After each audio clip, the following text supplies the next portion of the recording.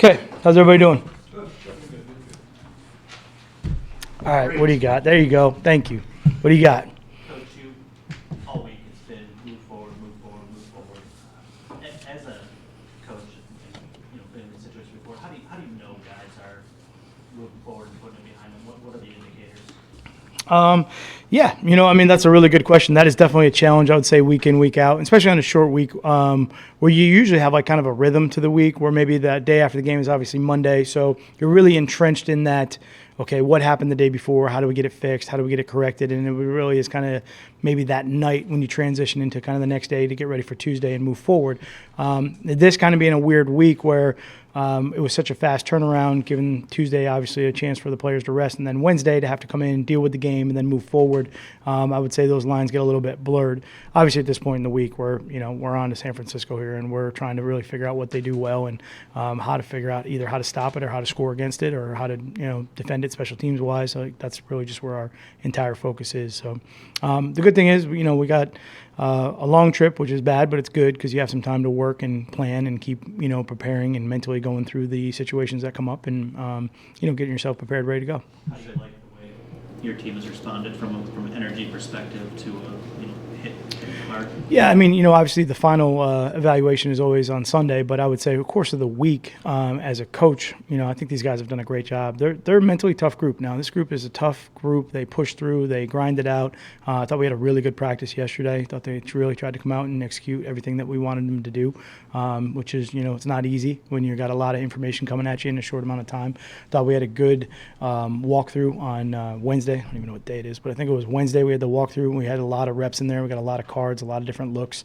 So that was good to be able to transfer into that. And then, we got to have a good day today. Friday is really one of the most critical days of the week, to be honest with you, because of the whole red area situation and points and scoring and trying to keep guys out and field goal block operations and all that stuff. So big day for us today. You said Tuesday in your teleconference that there's been a great exchange of ideas and insight, with players. Can you give me an example, and that helps you as a coach, can you give me an example of something they've suggested or that you've implemented or changed, I guess? Yeah. No, but yes, that has happened. So, what we do back there is for us, and that's part of being the wonderful thing about being a team. You kind of keep things in-house in the family. So, but it's great. I really appreciate those relationships, and I appreciate those conversations, and I know they do too. And some of those things might be beyond just X's and O's. Some of it might just be, hey, look at this or check on this or, talk to this guy or, hey, what do you think about this? And they may get an answer that they really like and they may get an answer that they don't really like. But it's good just to have that kind of conversation. What do you make of the reports, that players are unhappy with your rules or your flexibility? Yeah, like I said, I'm on San Francisco here. I'm not addressing any rumors or gossip or I'm not into that stuff. I'm into football, so. Sorry. Speaking of San Francisco, obviously it's always important to be disciplined on defense, but when you face this Shanahan offense, it seems like there's a lot of moving parts one way and guys sneaking out the other way. And just Yep. out of this direction. How important is that been part of the preparation process this week? Yeah, it's really critical, and it's one of the hardest things they do, and that's what makes it so difficult. Kyle does an outstanding job of using those different pieces in ways that, we call it like eye control or misdirection type plays where, it kind of gets you distracted looking at one way, and then all of a sudden someone goes by you in the opposite direction, and it's usually, a schemed up player or a schemed up situation or type of play, and, it's too late. They have great speed and they're skill players, so if you take, a misstep here or there, then they're out leveraging the defense to one direction or the other. The thing that they have is they have the vertical speed to do it, but when they turn that vertical speed into horizontal speed, it's the same problem. You just get misdirected. So I think he does a great job with the motions and the formationing. A lot of the post-snap, what I'll call movement, in that direction, both on this side of the line of scrimmage, but also on their side of the line of scrimmage, is what it makes it really most difficult. When you got guys in tight end positions or wide receiver positions that move across the ball behind the motion post snap, there's a lot of, your gaps that are in front of you move. And they got to move, and you got to recognize where they're going and see what kind of schemes. So where your eye control may go from one side, and then it moves back to the backside, your eye control has to come back and recognize what happened. And, it just puts a lot of stress on those guys. And he does an outstanding job with it, and they'll use overloaded formations, 3x1 sets, and they'll put receivers over here and then, bring them back to those guys where there's a lot more traffic to have to get through when, depending on if you're what coverage you're in, that can be a big problem for you. So he does an outstanding job with that stuff.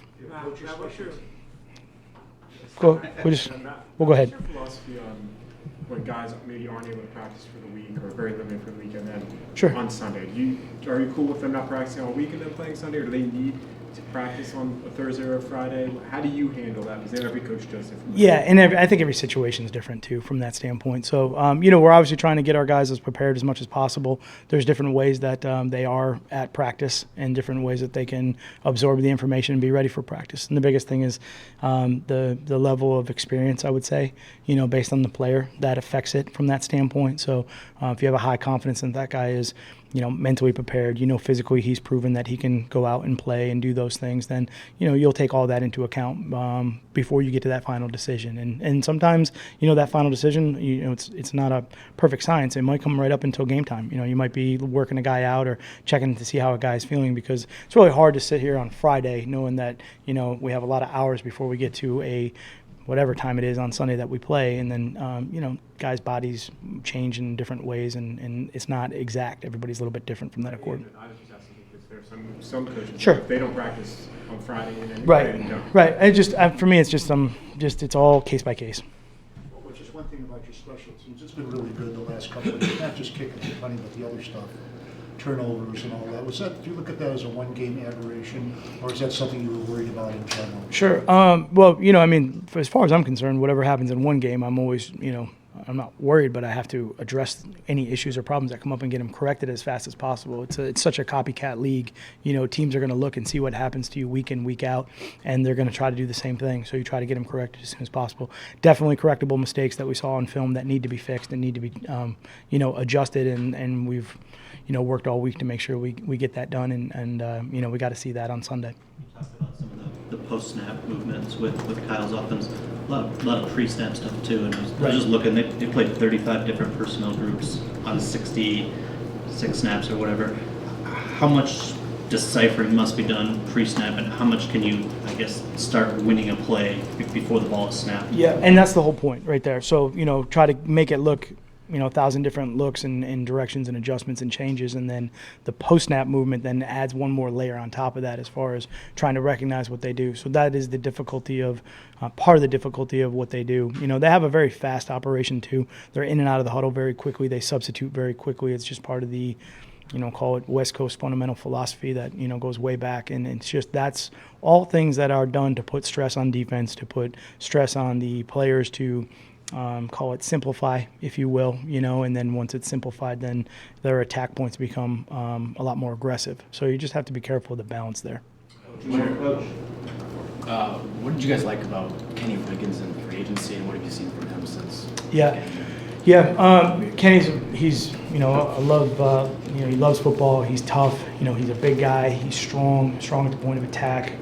Does a real good job with his punch, his footwork. I would say are all things that we really liked. We liked everything as far as what he brought to the table as a player, as a teammate, as a professional guy that's really just fought and battled his entire career and has always kind of just come out on top, and you love those guys. You love those guys that will continue to work hard like that to go out and perform. So, that was easy for us in the off season to take a look at that and say, you want to answer that? Are we good there?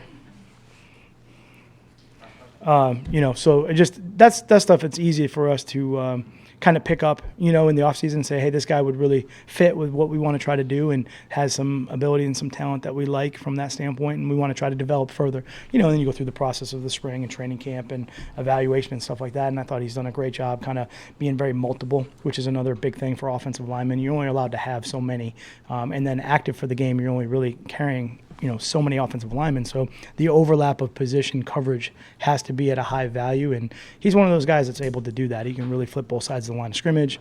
I think about the only thing I don't have him doing right now is snapping, so probably a good idea. Jared Davis got a handful of snaps as like an edge rusher, that 7-9 technique area. Just curious what you liked about him there, if it's something you could see him doing going forward. Yeah, I think for JD, kind of one of the things we can do with him, he's a really smart guy, and we can put him in some different positions to hopefully complement some of the other guys that are out on the field with him. He's extremely smart. He's extremely fast. He's very quick. We're not going to sit here and say that he's just going to rush off the edge, 50 times a game and we're going to be productive. It's sometimes he's in coverage and sometimes he has other responsibilities based on the call. But just just a guy that's really a great communicator out on the field and can really help us get lined up and do certain things and recognize certain sets and help us run those things accordingly based on that. Okay. No birthday. All right. Have a good day.